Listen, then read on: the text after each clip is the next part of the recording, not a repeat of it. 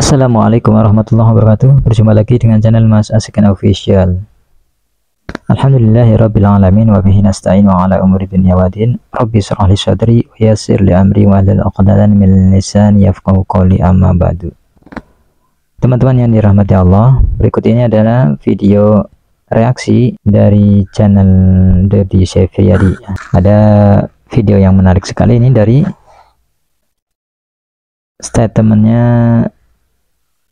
Ustadz Idrus Ramli ya. Beliau ini adalah kiai dari Jawa Timur ya teman-teman, yang pernyataan-pernyataan beliau itu sering ya mengompor-ngompor ya, ataupun membakar ataupun menggoreng dari teman-teman Salafi Wahabi ya.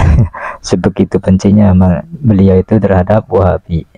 Padahal teman-teman, dari zaman dahulu itu ya, sekitar mungkin tahun ya beberapa tahun yang lalu, mungkin 10 tahun yang lalu, beliau itu sudah melakukan dialog ataupun berdebat dengan para ustadz dari Salafi. Tetapi pada ujung-ujungnya beliau itu kalah debat dan mengakui bahwa memang amalia-amalia yang dilakukan oleh mereka itu memang tidak ada dalilnya. Dalilnya hanya berdasarkan tradisi, begitu katanya. Tetapi entah kenapa dari sekian banyaknya beliau itu sering berdialog dengan para tokoh dari Salafi, tetapi masih saja memfitnah teman-teman Salafi. Ini menunjukkan bahwa beliau itu melakukan perdebatan bukan untuk mencari kebenaran ya teman-teman, tetapi hanya untuk melakukan pembenaran, begitu ya. Oke, kita simak saja langsung lah ini sifat fitnah-fitnah beliau ini ya, yang lucu kalau menurut saya. Wahabi ini pahalanya paling besar di akhir zaman.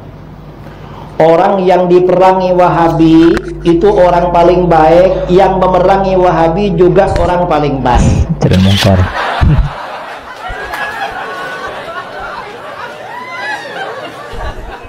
Jadi wajib memerangi Wahabi. Wajib ya katanya. Karena ajaran Wahabi ini ajaran mungkar, ajaran teruk, ajaran buruk, ajaran jelek, wajib diperangi.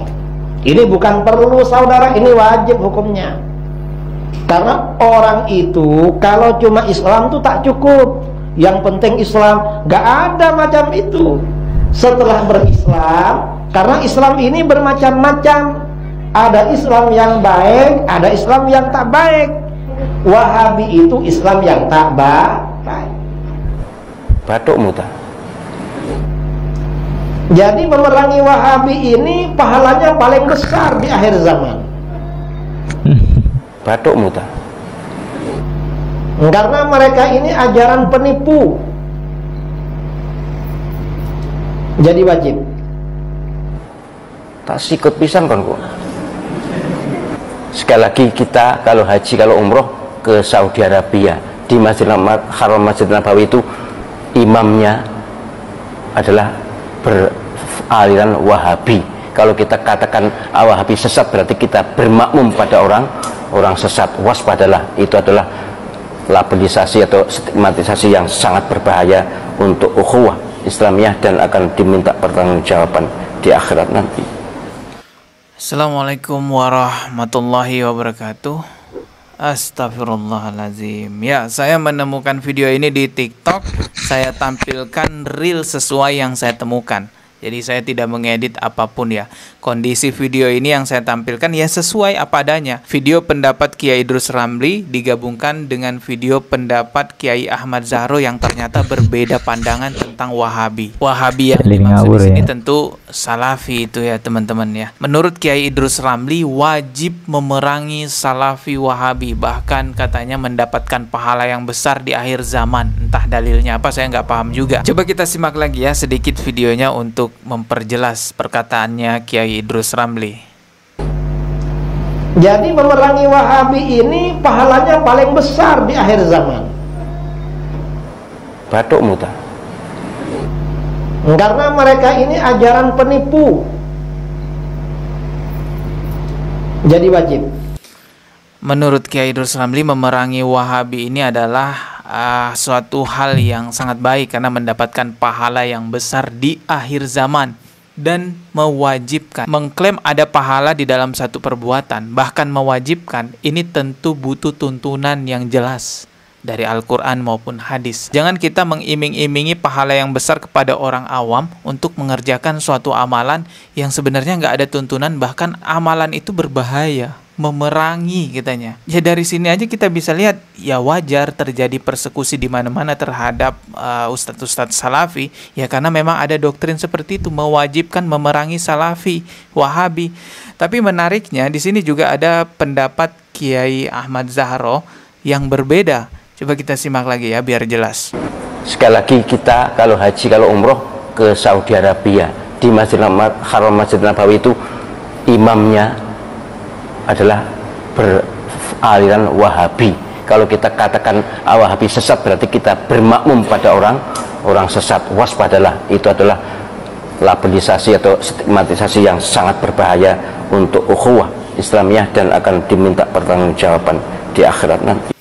Jadi menurut Kiai Zahro, labelisasi sesat terhadap orang-orang Salafi akan menimbulkan perpecahan ukhuwah Islamiyah. Bahkan Kiai Zahro mempertanyakan juga, kalau Anda mengatakan bahwa Salafi sesat, Anda mau haji kemana?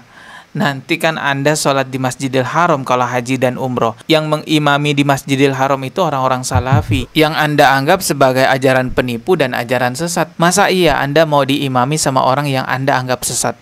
Ya, pertanyaannya lalu mau haji kemana? Mau ke Karbala joget-joget sama orang Syiah?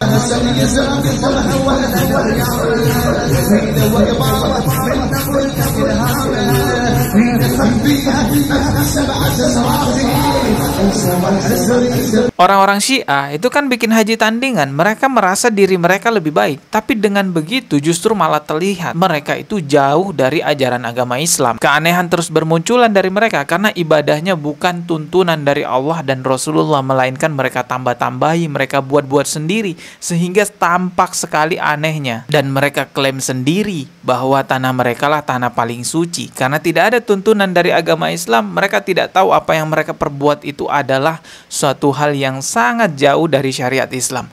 Hanya karena mereka klaim itu tanah suci, lalu mereka mandi lumpur di situ. Anda bisa lihat itu videonya, menjijikkan sekali. Ada jutaan orang-orang Salafi yang tinggal di tanah suci Mekah, dan sesuci-sucinya tanah suci Mekah, tidak ada satupun orang Salafi yang mandi lumpur menggunakan tanah suci Mekah. Kembali lagi pembahasan di awal, saya sangat setuju sekali apa yang dikatakan oleh Kiai Haji Ahmad Zahro. Karena faktanya yang mengelola Masjidil Haram itu adalah orang-orang Salafi. Nggak mungkin Allah ridho Masjidil Haram, tanah suci, dikelola oleh orang-orang sesat. Sampai sekarang ini pun ada yang mencaci maki Wahabi, menganggap sesat Wahabi, menganggap Wahabi bukan ahlus sunnah. Sebagai muslim saya sangat keberatan. Saya bukan Wahabi, jelas bukan Wahabi, tapi tidak rela kalau saudara kita dicaci maki. Wahabi iblis, Wahabi sesat. Panjenengan pernah haji atau tidak? Pernah umroh atau tidak? Mustahil Allah subhanahu wa ta'ala rela Masjidil Haram dan Masjid Nabawi diimami oleh iblis. Kebencian terhadap Salafi di Indonesia itu dipicu karena orang-orang Salafi katanya suka membid'ah-bid'ahkan amaliyah orang lain. Sebenarnya hal ini bisa kita sikapi dengan saling toleransi. Kalau orang-orang Salafi menganggap tahlilan dan maulid itu bid'ah, ya sudah, itu anggapan mereka. Tapi bagi Anda yang menganggap bahwa tahlilan tidak bid'ah, maulid itu tidak bid'ah, ya sudah, silakan Anda laksanakan sesuai pengetahuan Anda. Orang-orang Salafi akan dimintai pertanggungjawaban di hadapan Allah menganggap tahlilan bid'ah. Begitupun juga yang mengatakan bahwa tahlilan tidak bid'ah akan dimintai pertanggungjawaban di hadapan Allah. Kalau debat terus sepanjang waktu nggak ada ujungnya, nggak akan ketemu-ketemu juga ujungnya. Biarkan umat sadar sendiri akan ikut yang mana. Dan Anda bisa perhatikan ya, sekeras-kerasnya Salafi membid'ahkan maulid Nabi, nggak pernah ada orang-orang Salafi yang membubarkan maulid Nabi, apalagi pakai cara persekusi. Mereka itu hanya menjelaskan saja, bagi kami ini bid'ah, kami nggak mau melakukan, cukup sekedar itu aja yang mereka lakukan. Kalau Anda tidak terima maulid Nabi dikatakan bid'ah, Dia jelaskan berdasarkan dalil. Ilmu itu dibalas dengan ilmu, bukan persekusi. Bukan dibalas dengan cara perang-perangan. Fatwa di sini perang, fatwa di sana perang, musuhi dapat pahala.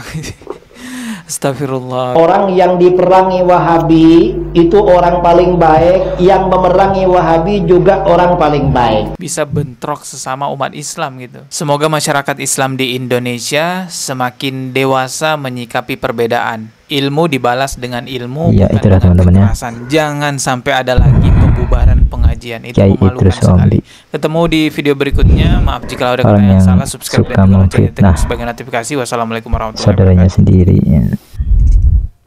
Bahkan beliau itu dari dahulu itu sudah sering berdebat dengan teman-teman dari Salafi ya, tetapi masih saja begitu ya. Yang beliau cari itu hanya pembenaran, bukan kebenaran ya. Bahkan Kiai Ahmad Syahro sendiri ya, Profesor Ahmad Syahro sendirian, beliau membantah tuduhan beliau ya kan, tuduhan Idrus Ramli tersebut ya kan. Ya, beliau itu, Kiai Ahmad Syahro itu tidak rela kalau saudaranya itu disebut iblis ataupun sesat dan yang lainnya ya kan. Yang dituduh sebagai Wahabi itu ya, dari Arab Saudi itu kan, beliau itu para ulama-ulamanya sebenarnya bermazhab Hambali itu ya teman-teman. Mereka masih Ahlus Sunnah wal Jamaah seperti itu. Bahkan pusatnya ilmu keislaman itu ya di daerah dari sana ya kan, dari Mekah dan Madinah ya. Bahkan kita orang Indonesia yang mau berhaji juga ke Makkah ya kan, tidak boleh berhaji ke tempat lain ya kan, apalagi ke Karbala ya kan. Seperti itu, tanah suci ya di Makkah dan Madinah gitu ya. Miris sekali ya. Pantas saja kajian-kajian sunnah itu sering dibubarkan itu karena doktrin dari si beliau ini ya kan, yang sudah makan makanan haram mungkin ya, yang jadi yang keluar dari mulutnya itu ya yang haram-haram seperti itu. Oke, semoga nanti beliau bisa sadar ya sebelum ajal menjemput ya. Sepertinya beliau itu sudah kelihatan lemah ya, sudah kelihatan tua. Alhamdulillah. Oke, kira-kira itu saja teman-teman ya. Jangan lupa like, comment, dan share video ini. Yang belum subscribe silahkan subscribe channel ini. Saya ucapkan untuk teman-teman yang berpuasa, selamat menunaikan ibadah puasa. Semoga amalan kita semua diterima oleh Allah Subhanahu wa taala. Taqabbalallahu minna wa minkum. Siyamana wa siyamikum. Kita tutup dengan membaca doa kafaratul majelis. Subhanaka Allahumma wa bihamdika asyhadu an la ilaha illa anta astaghfiruka wa atubu ilaik. Wassalamualaikum warahmatullahi wabarakatuh.